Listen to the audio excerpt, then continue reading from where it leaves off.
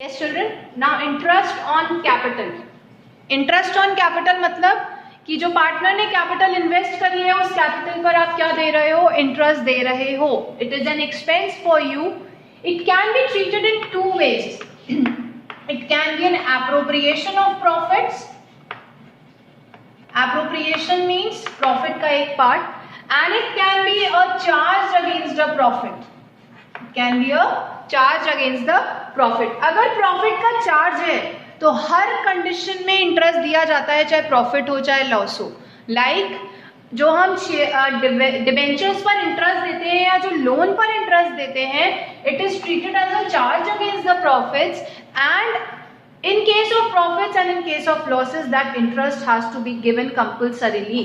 So if interest on capital को हम as a charge treat करते हैं तो हर हालत में, चाहे कंपनी फर्म को प्रॉफिट हो रहा हो चाहे लॉस हो रहा हो, हमें इंटरेस्ट देना पड़ेगा और पूरा इंटरेस्ट देना पड़ेगा. But if it is appropriation of profit, if it is appropriation of profit, तो एप्रोप्रिएशन का मतलब होता है it is divided as a part of the profit. उस कंडीशन में क्या होता है, उस कंडीशन में there are 3 cases.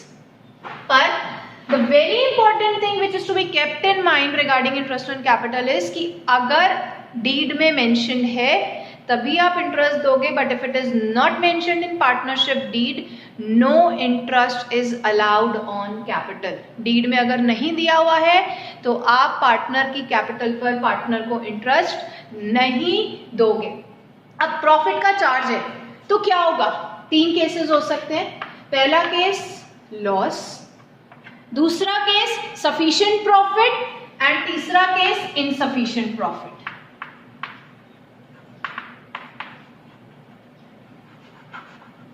Understand with the example. 2 partners है ए एंड बी. ए की कैपिटल है 3 लाख, बी की कैपिटल है 2 lakh, and interest on capital is given at the rate of 10%. Okay. अब चार्ज है तो पूरा देना है, अगर डीड में मेंशन है, चाहे प्रॉफिट हो चाहे लॉस हो, तो कोई बात ही नहीं है. बात आती है एप्रोप्रिएशन में. अगर सपोज फर्म को लॉस हुआ है इस साल, तो क्या आप दोगे? No. If it is appropriation of profit and the firm has incurred loss in a particular year, तो भी हम इंटरेस्ट ऑन कैपिटल प्रोवाइड नहीं करते. No interest on capital is allowed in case of losses if it is treated as appropriation of profit. ठीक है, clear. Number two is sufficient profits. आपको profit हुए हैं, सपोज आपको प्रॉफिट हुआ है 1 लाख रुपीस का. ठीक है, एक साल आपको प्रॉफिट हुआ है 1 लाख रुपीस का. आपको इंटरेस्ट ऑन कैपिटल कितना देना है? 3 लाख पर 10% 30,000, 2 लाख पर 10% it is 20,000. Means total you have to give a interest of 50,000 rupees. Profits आपके पास 1 लाख के. दैट मीन्स आप पूरा इंटरेस्ट दे सकते हो. फॉर एग्जाम्पल 50,000 का इंटरेस्ट देना है, 40,000 का प्रॉफिट हुआ है. Profits are insufficient. What will happen in this case? ऐसी केसेस में क्या होता है, आपने इंटरेस्ट निकाला 30,000 एंड 20,000, ये देना था, ये नहीं दे पा रहे हो तो आपने इसका रेशियो निकाला. रेशियो आया 3:2. Now what you will do, you will divide this 40,000 in the ratio of 3:2 and you will give that much amount as interest on capital. तो this is the condition regarding interest on capital. 3 cases होते हैं, sufficient profits, insufficient profits, and in case of losses. Sufficient profits है तो no issue is there, losses है no issue is there, no interest is to be provided. Problem कहाँ आती है? Problem persist when the case is of insufficient profits. आपको जितना देना था उसका आपने रेशियो कैलकुलेट किया, और जितने अवेलेबल प्रॉफिट्स आपके पास थे उन अवेलेबल प्रॉफिट्स को you have just distributed in the ratio of what is to be given. तो दिस मीन्स यहाँ पर आपका हो जाएगा 3/5, दैट इज 24,000 एंड 16,000. 30-20 देना था, आप कितना दे रहे हो? 24 और 16। तो ये होता है इंटरेस्ट ऑन कैपिटल। हम इस तरीके से इंटरेस्ट ऑन कैपिटल प्रोवाइड करते हैं। Now come to interest on drawings. कैसे देते हैं children? Before starting interest on drawings, one thing I just want to tell you is that कि जो इंटरेस्ट ऑन कैपिटल अभी हमने पढ़ा है, interest on capital is always calculated on the opening capital. Opening capital मतलब the year के beginning में जो पार्टनर की कैपिटल थी उस कैपिटल पर इंटरेस्ट कैलकुलेट होते हैं। अगर कैपिटल से रिलेटेड कोई भी एडजस्टमेंट्स है तो वो आपको पहले करने पड़ते हैं। लाइक ओपनिंग में जो आपने ऐड किए थे वो आपको क्लोजिंग में सबट्रैक्ट करने पड़ते हैं। If additional capital is there it will be subtracted. If profits are there जो आपने ऐड किए थे तो वो सबट्रैक्ट होंगे। अगर लॉसेज हैं तो वो प्लस हो जाएंगे और ड्रॉइंग्स हैं तो वो भी प्लस हो जाती हैं। तो adjustments are done and the figure for opening capital is calculated and interest is calculated thereupon. Now interest on drawings, it is a income for the firm. जो ड्रॉइंग्स पार्टनर विड्रॉ करता है अपने personal use के लिए, that amount is known as drawings. उस पर partner को interest देना पड़ता है एंड इसके लिए there are n number of cases. There are approximately 12 to 13 cases for interest on drawings की क्या क्या होता है। कभी कभी क्या होता है ड्रॉइंग्स का अमाउंट इक्वल होता है हर महीने। कभी कभी क्या होता है ड्रॉइंग्स का अमाउंट अनइक्वल होता है। कभी कभी 1 महीना करता है फिर 2 महीने का गैप होता है फिर करता है ड्रॉइंग्स। तो व्हाट हैपेंस, कैसे कैलकुलेट करते हैं?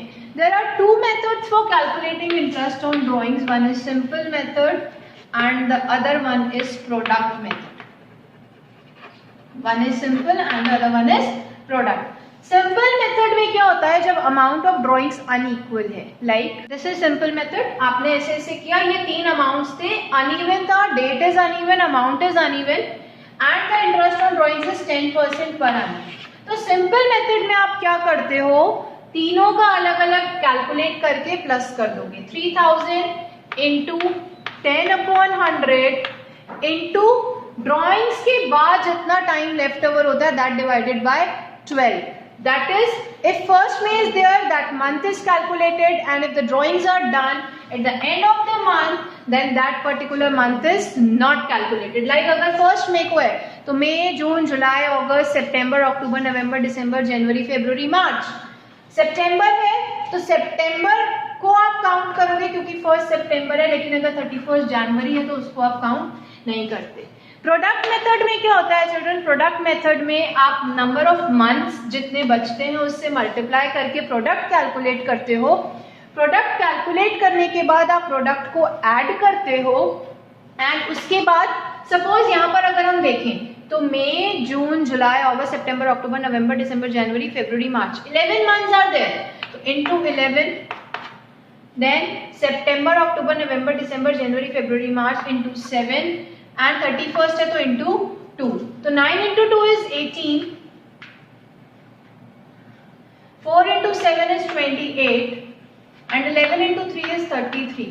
The total is 16, 17, 18, 19, 3, 4, 5, 6, 7, 79,000।